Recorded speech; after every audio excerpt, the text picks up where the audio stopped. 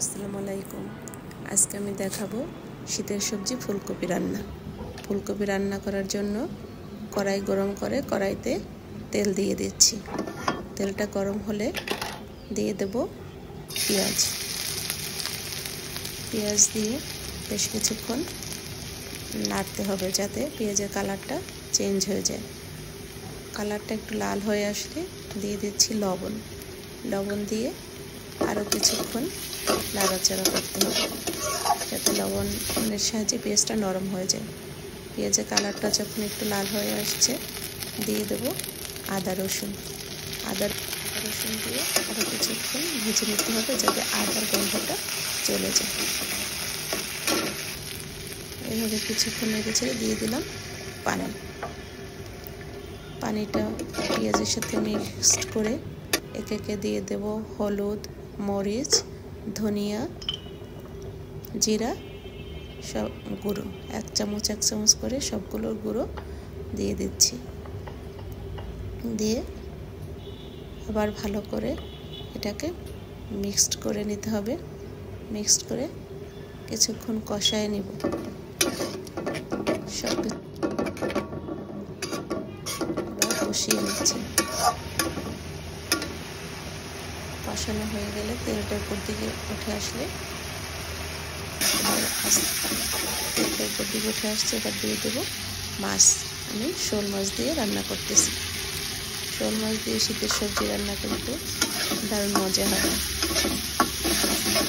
মাছটা দিয়ে দিলাম। মাছটা দিয়ে এখন আবার কষিয়ে নিচ্ছি। কিছুক্ষণ কষিয়ে নিতেছি।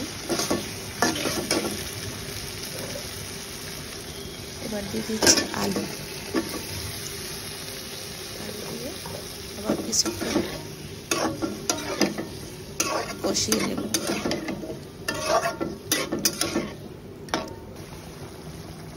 আলুটা কিছুক্ষণ কষানোর পরে যাতে আলুটা কিছুটা সিদ্ধ হয়ে যায় এবার দিয়ে দেব ফুলকপি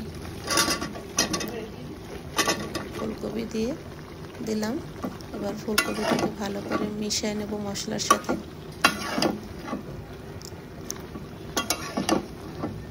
ফুলকপিটাকে মিক্সড করতেছি।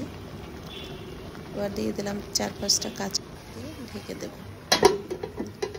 ঢেকে দেবো কিছুক্ষণ যাতে কষানো হয়। এবার আবার ঢাকনা তুলে নেড়ে চেড়ে দিচ্ছি যাতে নিচে লেগে না যায়। এবার দিয়ে দিলাম পানি। সিদ্ধ হওয়ার মতো পরিমাণ মতো পানি দিয়ে দিলাম। পানি দিয়ে আবার ঢাকনা দিয়ে ঢেকে দেব। সিদ্ধ হওয়া পর্যন্ত অপেক্ষা করছিলাম। এখন মোটামুটি সিদ্ধ হয়ে এসছে। আবার নেড়ে চেড়ে দিচ্ছি।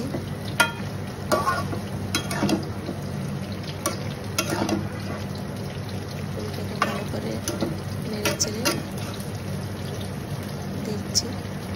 এবার দিয়ে দেব ধনিয়া পাতা।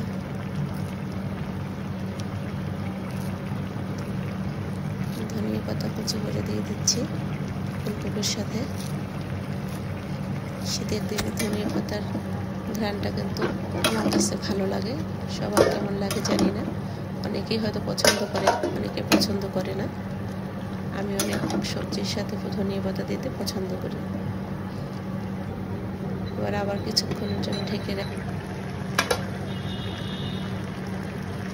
এখন ফুলকপিটা পুরোপুরি সিদ্ধ হয়ে গেছে। এবার পরিবেশনের পালা। গরম ভাতের সাথে শীতের দিনে যে সবজি ফুলকপি অনেকেই হয়তো পছন্দ, আমারও পছন্দ। এতক্ষণ দেখার জন্য ধন্যবাদ। আল্লাহ হাফেজ।